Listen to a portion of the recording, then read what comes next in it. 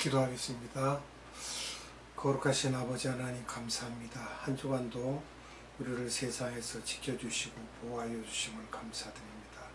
오늘 복된 날 허락하시고 우리에게 생명의 말씀을 주시기 위하여 우리를 부르신 아버지 하나님께 무한한 감사와 찬양과 영광을 돌립니다.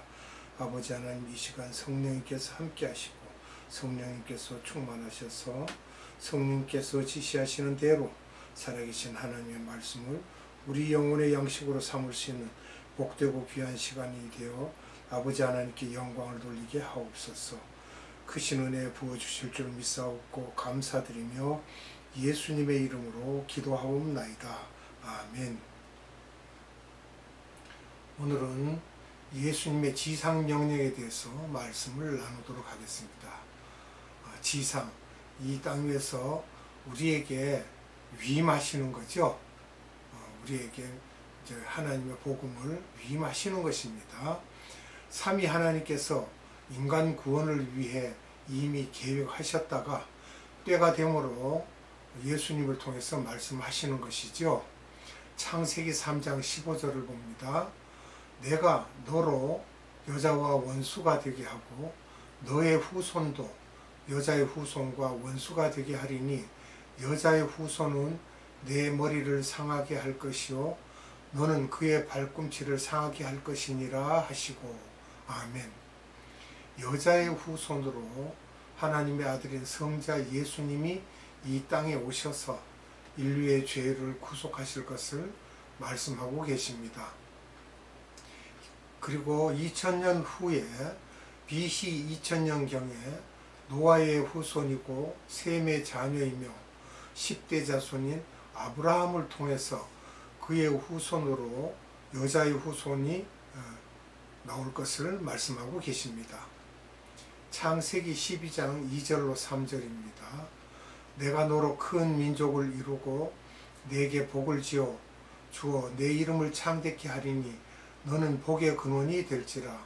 너를 축복하는 자에게는 내가 복을 내리고 너를 저주하는 자에게는 내가 저주하리니 땅의 모든 족속이 너를 인하여 복을 얻을 것이니라 하신지라. 아멘. 여기서 상단복과 하단복에 대해서 말씀을 하고 계십니다. 창세기 22장 17절로 18절을 봅니다. 내가 내게 큰 복을 주고 내 씨로 크게 성하여 하늘의 별과 같고 바닷가의 모래와 같게 하리니 내 씨가 그 대적의 문을 얻으리라. 또 내 씨로 말미암아 천하 만민이 복을 얻으리니 이는 내가 나의 말을 준행하였음이니라 하셨다 하니라. 아멘. 여기서 보면 창세기 22장 18절에 내 씨로 말미암아 이렇게 말씀하시는데 그 씨는 예수님이시죠. 말씀이 육신이 되어서 오신 분이죠. 또 천하 만민이 복을 얻으리니라고 하시는 것은 아브라함과의 계약이죠. 너에게 상단 복을 주고 네가 복이 되어서 많은 사람에게 복을 줄 것이라는 그 하단 복까지도 우리에게 일러주고 계십니다. 이것을 우리가 살펴본다면 예수님이 BC 4년에 탄생하시죠. 그렇게 하고 AD 26년에 예수님이 공생애를 시작하십니다. 그리고 AD 30년에 예수님이 십자가에서 죽으십니다. 그리고 3일 후에 부활하시고 40일 후에 승천하시죠. 그리고 나서 예루살렘 교회가 시작이 됩니다. 예루살렘 교회가 성령 강림으로 인하여 폭발적으로 늘어나게 됩니다. 예수님이 AD 26년에 공생애를 시작하시고 아브라함과의 계약을 이루려고 오셨던 것이죠. 3년 동안 구약의 여호와 하나님이 나다, 오실 메시아가 나라는 것을 말씀하고 계십니다. 우리는 여호와라고 하지만 그 여호와가 나야. 예수님께서 이렇게 이 모든 것을 사복음서에서 가르치고 계십니다. 나의 피값으로 너희를 구원할 것과 부활하신 후에 40일 동안 지상명령을 5번 말씀하고 계십니다. 디아스포라와 이방인들에게 복음을 전하라고 하십니다. 그러면 지상명령 5번이 어디에 기록되었는지 우리가 보면요. 부활 후 한 약 10일경에 마가복음 16장 15절에 말씀을 하십니다. 그리고 두 번째 20일경에 부활 후 20일경에 누가복음 24장 47절을 역시 유대지방에서 말씀을 하십니다. 첫 번째도 그렇고 두 번째도 그렇고요. 또 부활 후 30일경에 유대지방에서 말씀을 하신데 요한복음 20장 21절에 말씀을 하고 계시고요. 그 다음에는 부활 후 한 35일경쯤에 갈릴리 지방에서 마태복음 28장 19절로 20절에 말씀을 하죠. 아주 유명한 말씀이죠. 또 부활 후 40일경에 사도행전 1장 8절에 말씀하시고 바로 승천하십니다. 역시 유대지방에서 일어난 일입니다.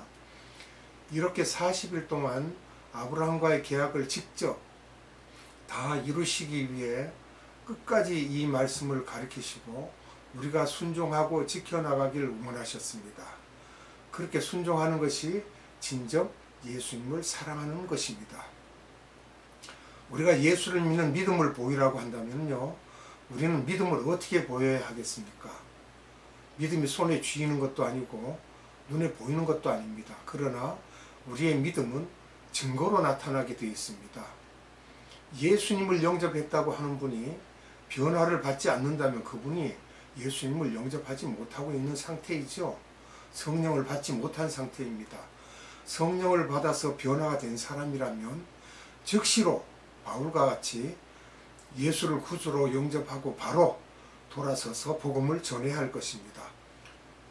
마태복음 28장 19절로 20절을 보겠습니다. 그러므로 너희는 가서 모든 족속으로 제자를 삼아 아버지와 아들과 성령의 이름으로 세례를 주고 내가 너희에게 분부한 모든 것을 가르쳐 지키게 하라. 볼지어다 내가 세상 끝날까지 너희와 항상 함께 있으리라 하시니라. 아멘.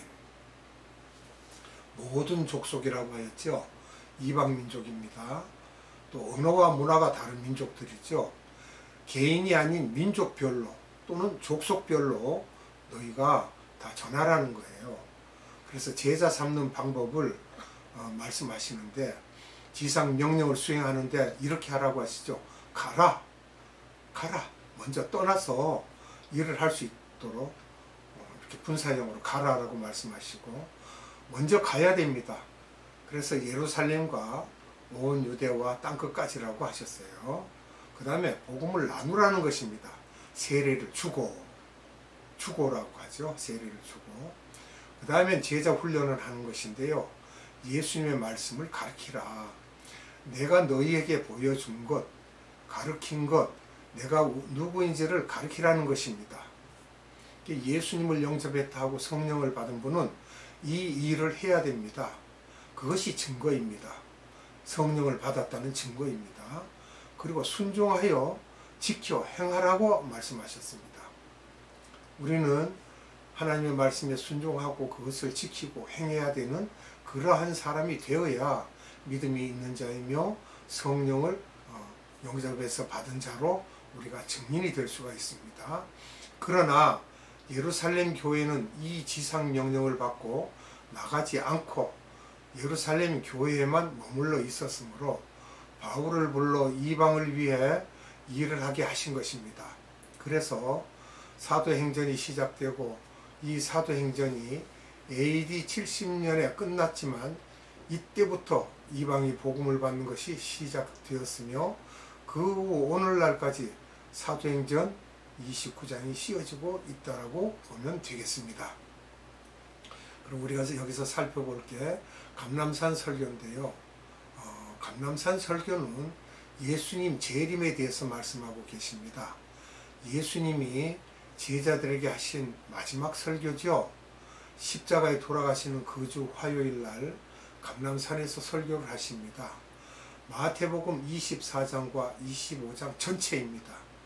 이 설교를 통해 예수님의 재림에 대해서 말씀하고 계시죠. 마태복음 24장 3절을 봅니다.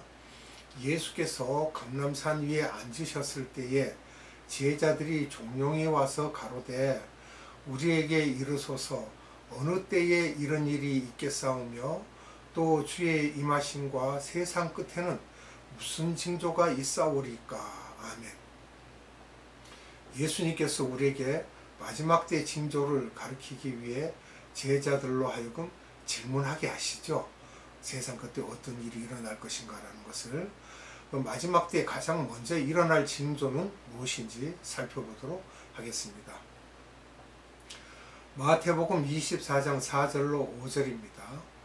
예수께서 대답하여 가라사대 너희가 사람의 미혹을 받지 않도록 주의하라. 많은 사람이 내 이름으로 와서 이르되 나는 그리스도라 하여 많은 사람을 미혹해 하리라. 아멘. 이게 오늘날의 종교다원주의죠. 여기에도 그리스도, 저기서 그리스도, 기름 부은 자가 있다고 말을 하고 있습니다. 그러나 여러분 속으면 안 됩니다. 종교다원주의란 모든 종교는 다 같다. 누구나 구원을 받을 수 있다. 기독교만 구원이 있는 것이 아니고 모든 종교가 구원의 반열에 들어갈 수 있다는 이론입니다. 마지막 때 마귀는 교회를 공격하는데 신학교, 목사, 신학자를 공격해서 예수님의 유일성인 복음의 피와 유일성을 희미하게 하고 변질시키는 일을 하고 있는 것입니다. 종교인이라고 하지만 가짜 그리스찬들입니다. 거짓 선지자들이 많이 일어나서 구원을 받은 자와 구원으로 예정된 자들을 미혹해서 구원을 무효화시키고 여기에 죽음이 있어서 독수리들이 많이 모인다는 것입니다. 벌써 100년에서 200년 전부터 시작되어서 오늘날 많은 곳 교계 곳곳에 깔려 있다는 것을 볼 수 있습니다. 이런 일들이 있을 때에 이방인의 추수가 다 끝나고 있는 것을 우리가 알아야 됩니다. 마지막 때라는 것을 우리가 기억하고 단단히 우리 믿음을 지켜야 할 것입니다. 붙잡은 믿음을 결코 놓쳐서는 안 될 것입니다. 그러면 우리가 어떻게 구원이 취소될 수 있는지 구원 취소에 관한 성경에 기록된 그 관련된 성구들을 우리가 확인을 해야 됩니다. 그냥 구원이 취소가 되는 게 아니라 취소될 수 있다는 것을 분명히 알아야 됩니다. 스가랴서 13장 8절로 9절을 봅니다. 여호와가 말하노라 온 땅에서 3분의 2는 멸절하고 3분의 1은 거기 남으리니 내가 그 3분의 1을 불 가운데 던져 은같이 연단하며 금같이 시험할 것이라. 그들이 내 이름을 부르리니 내가 들을 것이며 나는 말하기를 이는 내 백성이라 할 것이요 그들은 말하기를 여호와는 내 하나님이시라 하리라. 아멘. 계시록 20장 12절의 말씀을 보겠습니다. 또 내가 보니 죽은 자들이 물은 대수하고 그 보좌 앞에 섰는데 책들이 펴있고 또 다른 책이 펴졌으니 곧 생명책이라. 죽은 자들이 자기의 행위를 따라 책들에 기록된 대로 심판을 받으니. 아멘. 여기에서 우리가 책들이 펴있고 또 다른 책이 펴졌으니라고 하는데 이 책들이란 복수죠. 복수니까 많은 사람들이 거기에 기록된다는 거예요. 많은 사람들이. 그리고 또 다른 책이 펴졌으니 그러니까 단수로 되어 있습니다. 곧 생명책이라고 하죠. 여기 생명책에 기록되어야만 구원이 있는 것이지 그냥 책들에 기록된 사람들은 다 결국은 멸망의 길로 가게 된다는 것입니다. 로마서 9장 3절을 봅니다. 나의 형제 곧 고륙의 친척을 위하여 내 자신이 저주를 받아 그리스도에게서 끊어질지라도 원하는 바로라. 아멘. 여기에서 그리스도에게서 끊어질지라도 끊어질 수도 있다는 이야기죠. 그래서 우리가 믿음을 꼭 지켜야 되고 믿음을 붙잡아야 된다는 이야기가 되겠습니다. 히브리서 6장 4절에서 6절입니다. 한 번 비침을 얻고 하늘의 은사를 맛보고 성령에 참여한 바 되고 하나님의 선한 말씀과 내세의 능력을 맛보고 타락한 자들은 다시 새롭게 하여 회개케 할 수 없나니 이는 자기가 하나님의 아들을 다시 십자가에 못 박아 현재의 욕을 보임이라. 아멘. 이 내용은요, 하나님의 선한 말씀과 내세의 능력을 맛보고도 또 변질이 되어서 타락한 사람들은 나중에 되돌아와서 나 예수 믿을 거예요. 이게 안 된다는 거예요. 한번 예수가 십자가에 못 박혀 죽으신 것으로 용서를 받았으면 그것으로 끝이지, 두 번, 세 번 잘못해가지고 용서를 받는다? 그건 아니라는 거죠. 그래서 우리가 이런 말씀들을 아주 잘 새겨서 봐야 되고 지켜야 합니다. 계시록 3장 1절의 말씀을 봅니다. 4대 교회의 사자에게 편지하기를 하나님의 7영과 7별을 가진 이가 가라사대 내가 내 행위를 아노니 내가 살았다 하는 이름은 가졌으나 죽은 자로다. 아멘. 자, 우리가 교회를 다닌다고 합니다. 나 주일 잘 지켜, 헌금 잘해, 금식도 해. 그런데 성령을 받은 자로서 지켜야 할 하나님의 명령을 지키지 않고 성령 받은 자로서의 행위를 하지 않는다면 그가 정령 구원받은 자인지 안 받은 자인지는 주님 앞에 서게 되면 그때 네가 죽었는지 살았는지를 알게 될 것입니다. 마태복음 24장 23절에서 28절 말씀을 봅니다. 그때 다른 사람이 너에게 말하되 보라 그리스도가 여기 있다 혹 저기 있다 해도 믿지 말라. 거짓 그리스도들과 거짓 선지자들이 일어나 큰 표적과 기사를 보여 할 수만 있으면 택하신 자들도 미혹하게 하리라. 보라 내가 너희에게 미리 말하였노라. 그러면 사람들이 너희에게 말하되 보라 그리스도가 광야에 있다 해도 나가지 말고 보라 골방에 있다 해도 믿지 말라. 번개가 동편에서 나서 서편까지 번쩍임같이 인자의 임함도 그러하리라. 죽음이 있는 곳에는 독수리들이 모일지니라. 아멘. 여기에 보니까 그리스도가 여기도 있다 저기도 있다 한다는 거예요. 지금 온 세상에 기름 부음 받은 자가 여기도 있다 저기도 있다 하죠. 속아서는 안 되겠습니다. 사도행전 4장 12절을 봅니다. 다른 이로서는 구원을 얻을 수 없나니 천하 인간에 구원을 얻을 만한 다른 이름을 우리에게 주신 일이 없음이니라 하였더라. 아멘. 우리가 여기에서요 천하의 인간에라는 이 말을 주시해야 될 것은 예수님은 사람으로 오신 분입니다. 사람. 여자의 후손으로서 성령이 잉태하게 하여 사람으로 오신, 그래서 인자, 사람 이렇게 합니다. 그 말이 빠지면은 예수 그리스도가 아닙니다. 속지 마세요. 여러분 이거 분명히 알아야 돼요. 많은 분들이 그냥 예수 그리스도 이렇게 그렇게 말만 하고 넘어가는데 그게 아니고 사람으로 오신 예수예요. 사람으로 오신 분이라는 것을 강조하지 않으면 안 됩니다. 왜냐? 성령으로 잉태하셨기 때문에 꼭 사람으로 오신 분, 인자 이렇게 해야 됩니다. 이걸 명심하셔야 됩니다. 여러분 절대 속으시면 안 됩니다. 마태복음 24장 6절로 8절입니다. 난리와 난리 소문을 듣겠으나 너희는 삼가 두려워 말라. 이런 일이 있어야 하되 끝은 아직 아니니라. 민족이 민족을 나라가 나라를 대적하여 일어나겠고 처처의 기근과 지진이 있으리니 이 모든 것이 재난의 시작이니라. 아멘. 여기서 마태복음 24장 7절을 보면 민족이 민족을 했습니다. 언어와 문화가 다른 족속이죠. 또 나라가 나라를 정치적 이유, 우리 남한과 북한같이 나라가 나라를 대적하여 일어나겠고 전쟁이죠. 또 이 모든 것들이 일어날 때 처처의 기근과 지진이 있을 때는 재난의 시작이라는 것입니다. 그러나 끝은 아니라고 하셨죠. 재난의 시작, 즉 산모들이 아기를 낳을 때 겪는 진통의 시작이라는 말씀을 하고 계십니다. 예수님이 새롭게 다시 태어날 때 다시 오시기 전에, 나타나기 전에 이 세상이 엄청난 해산의 고통을 겪을 것이라는 것입니다. 그렇게 그 고통을 겪고 난 다음에 예수님이 오신다는 것이죠. 기쁨이 있는 것이죠. 마태복음 24장 9절을 봅니다. 그때에 사람들이 너희를 환난에 넘겨주겠으며 너희를 죽이리니 너희가 내 이름을 위하여 모든 민족에게 미움을 받으리라. 아멘. 모든 민족, 즉 예수님의 이름으로 인하여 미움을 받는다는 것이죠. 많은 사람들이. 오늘은 여기서 마지막 때에 가장 먼저 일어날 징조에 대해서 말씀을 여기까지 하고 다음 시간에 연결해서 말씀을 드리도록 하겠습니다. 기도합니다. 거룩하신 아버지 하나님 감사합니다. 오늘도 우리에게 생명의 말씀을 주셔서 마지막 때에 일어날 징조에 대한 말씀을 세밀하게 알려주심을 감사드립니다.